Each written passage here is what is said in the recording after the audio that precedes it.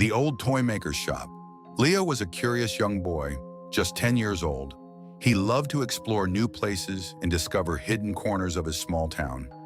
One sunny afternoon, while riding his bicycle, Leo found himself in an unfamiliar part of town. There, tucked away between two tall, old buildings, he saw an ancient, forgotten shop. The shop looked very old and had clearly been closed for a long time. Its windows were covered in dirt, and the paint on the walls was peeling off in strips. A faded sign above the door, almost unreadable, said, "The old Toymaker's shop." Leo slowly stopped his bike, his eyes fixed on the mysterious building. His curiosity pulled him closer to the shop. He carefully walked towards it, peering through one of the grimy windows. Inside, he could dimly see many old toys, soft dolls, cuddly teddy bears, and rows of stern-looking wooden soldiers. Everything was covered in a thick layer of dust. The shop felt incredibly quiet, as if it had been forgotten by time itself. Despite feeling a little uneasy, Leo felt a strange, strong desire to go inside and explore its secrets. To his surprise, the front door wasn't locked. It was just very old and heavy. Leo gently pushed the door, and it opened with a long, drawn-out creaking sound. "Hello?" Leo whispered softly into the darkness, his voice barely audible. No one replied. The shop was dim inside, with only thin rays of light cutting through the dusty air. The distinct smell of old wood and forgotten treasures filled the space. Taking a deep breath, Leo stepped inside, his heart beating a little faster. As Leo ventured deeper into the shop, he saw countless shelves filled with a variety of old toys. Some of the toys were broken, missing an eye or an arm, looking quite sad. His gaze soon fell upon a particularly beautiful doll. She was a porcelain doll, dressed in an elegant white gown, with long brown hair and remarkably big, bright blue eyes. She sat upright on a high shelf, appearing very ancient and delicate. Leo carefully reached up and gently took the doll into his hands. Her porcelain skin felt surprisingly cold to his touch. He held her close, examining her perfectly painted face. Her large blue eyes seemed to gaze directly back at him, almost as if she were alive. Leo felt a small shiver run down his spine. He thought for a moment, did her eyes just move, or am I imagining things? He quickly shook his head, trying to dismiss the strange feeling. "No, it's just my imagination playing tricks on me," he reassured himself. He placed the doll back onto the shelf, but in a slightly different position than before. Then he continued to wander around the dusty shop, looking at other fascinating toys. He picked up a small, intricate wooden train and admired a funny, colorful clown doll. After several minutes of exploring, Leo glanced back at the porcelain doll. His heart began to pound loudly in his chest. The doll was no longer in the same spot where he had left her. She had somehow moved closer to the very edge of the shelf. Even more unsettling, her tiny head was now tilted slightly, and her big blue eyes were unmistakably staring directly at him. A wave of fear washed over Leo. He accidentally dropped the wooden train he was holding, and it clattered loudly on the floor. Without thinking, he quickly turned and hurried toward the door.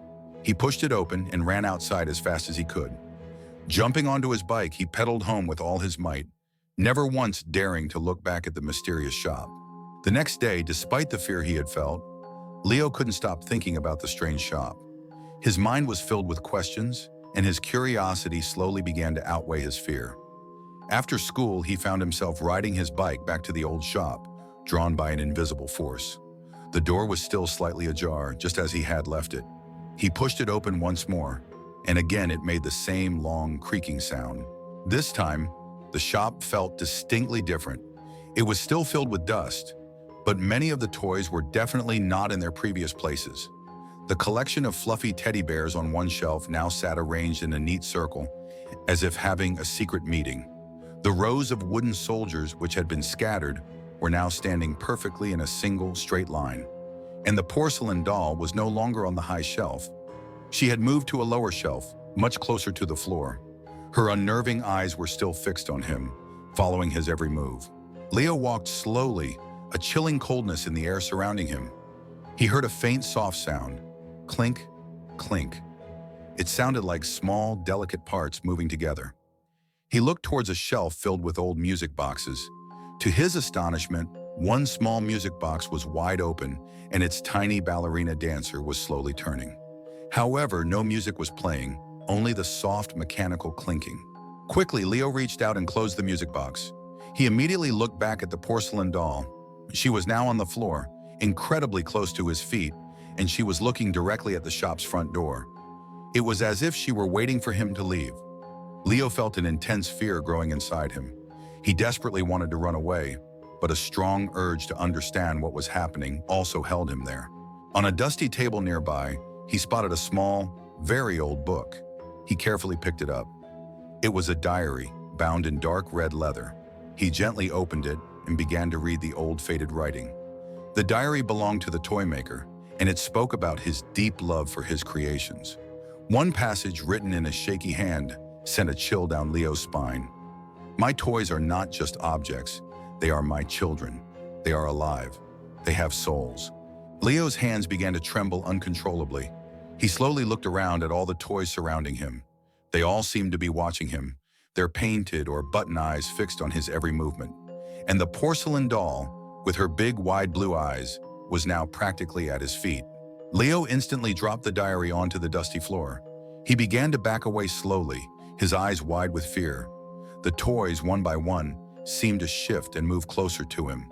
They weren't moving fast, but their slow, deliberate movements showed they were actively watching his every step. The air inside the shop suddenly became intensely cold. So cold that Leo could clearly see his own breath in the air. Suddenly, a faint voice whispered. It was old and soft, yet clear and distinct. "My children, do not touch my children," the voice murmured. Leo froze completely. He looked frantically around the shop, searching for the source of the voice. He saw no one, but the voice was undeniably real. It seemed to come from everywhere and nowhere all at once. It was the Toymaker. His spirit, the essence of the old craftsman, was still present in the shop. He was there, silently protecting his beloved toys. The porcelain doll slowly lifted her small, delicate porcelain hand.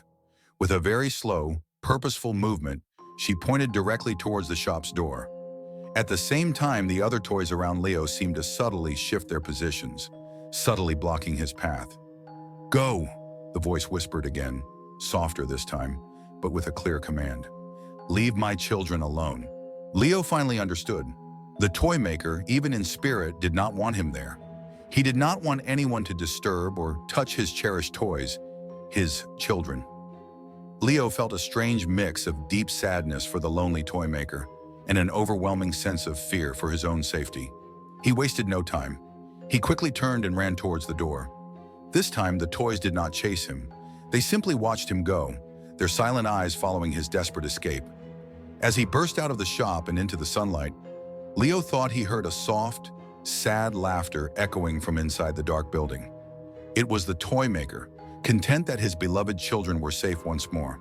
Leo never, ever went back to the old Toymaker's shop. He tried to tell his friends about what he had experienced, but they simply didn't believe him. They laughed and said it was just an old empty shop, full of his imagination. But Leo knew the undeniable truth. He knew with certainty that the toys were alive, and he knew that the old Toymaker was still there, a silent guardian watching over them from the shadows. Sometimes when Leo happened to ride his bike past that old forgotten part of town, he would quickly glance at the shop. The windows were always dirty and the paint was still peeling.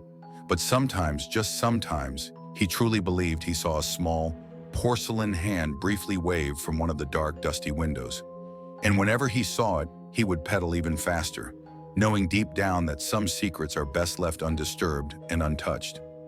The old Toymaker's shop remained a place of unsettling mystery and quiet fear in the small town, a silent guardian of its living, dusty inhabitants.